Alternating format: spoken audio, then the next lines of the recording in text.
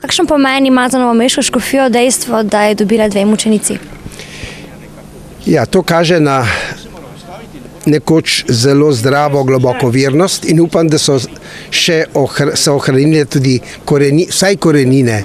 Danes sicer vidimo okrog sebe vedno več ljudi, ki Boga tudi živi mimo njega ali ga celo zavrača.